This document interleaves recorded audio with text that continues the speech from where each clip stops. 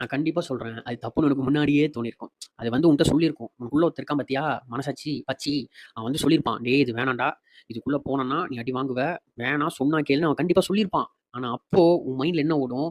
வாழ்க்கையில நம்ம முன்னேறணும்னு நெனைக்கும்போது, இந்த மாரி நம்ம மைண்ட் 1000 நெகட்டிவான விஷயத்த சொல்லும். அந்த 1000த்தையும் தாண்டி நம்ம ஜெயிச்சா தான் நம்ம வாழ்க்கையில ஜெயிக்க முடியும். ம நீயே ஒரு கணக்கு போட்டு இறங்கலான்னு ரொம்ப நல்ல இப்படியெல்லாம் யோசிச்சு இறங்குவ. ஆனா மரண அடி வாங்குவ. சாதாரண அடி கிடையாது. சரியான அடி. அது வந்து ஒரு பிசினஸ்ல இருக்கலாம். இல்ல வந்து உங்க ஜாப்ல இருக்கலாம். இல்ல வந்து ஒரு காதல்ல கூட இருக்கலாம். இல்ல எதுல வேணா இருக்கலாம். அந்த டிசிஷன் லைஃப்ல எடுத்தது.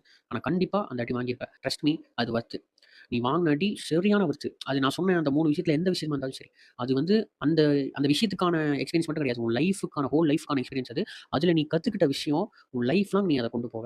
அது அந்த விஷயத்துக்கு முன், அந்த விஷயத்துக்கு பின்னு ஆஸ் அ பெர்சனா, ஆஸ் அ ஹியூமன் பீயிங்கா, ஆஸ் அ உன் கேரக்டரா, நீ பார்க்குற விதம் எல்லாமே மாறியிருக்கும். உன்ன ஒரு நல்ல பெர்சனா கொண்டு வந்திருக்கும் அந்த அடி.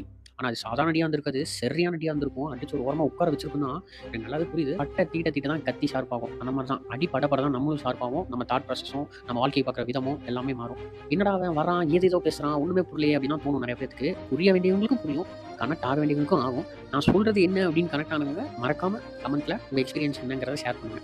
நன்றி. வணக்கம்.